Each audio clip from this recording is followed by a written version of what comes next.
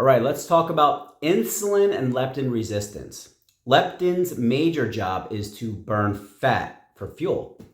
So I'll bridge the gap for you. Insulin is a hormone. Its major job is to sweep your bloodstream to find glucose or sugar and bond to it and use that for fuel or store it for later to use for fuel. That's when it's working right. But when your chemistry is off, they actually start to bounce off each other. This is called insulin resistance, meaning you're resistant to what you already have. This can lead to elevated sugar in your blood, which is called prediabetes. If a person doesn't fix their chemistry, they can eventually become diabetic.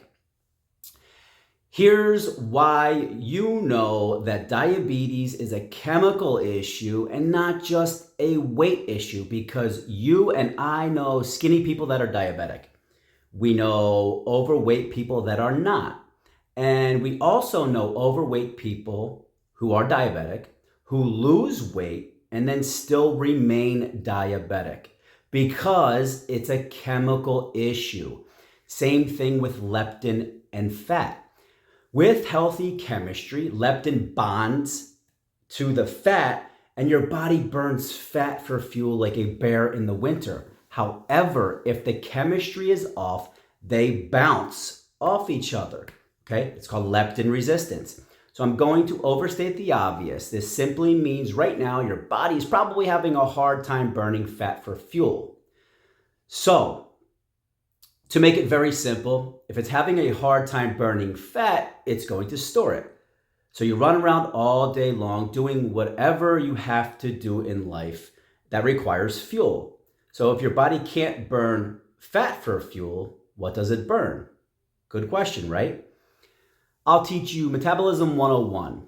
When you wake up every day, your body only has two choices for fuel. Your body is either primarily a fat burner or your body is either primarily a sugar or carbohydrate burner. You used to be a fat burner, I have no doubt about that. Right now, you're probably a sugar burner. That's why your cravings are so high, okay? That is what calls you to the pantry at night. Even if you're not hungry, your body is looking for a carbohydrate-driven event, even if it's healthier, like pineapple or homemade popcorn. Even if it's healthier, like those things, they can still be metabolism busters. So here's how I know your body is stuck in a sugar carbohydrate burning mode and can't burn fat. So your body will go after carbs and sugar that you put in first. But when you diet, your body will break down muscle and turn it into sugar.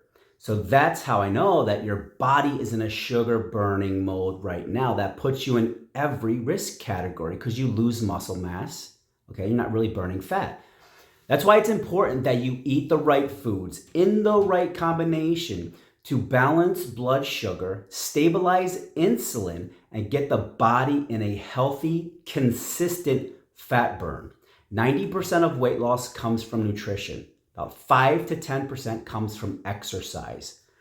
Which target would you go after? That's why we address the nutritional component and the chemistry first.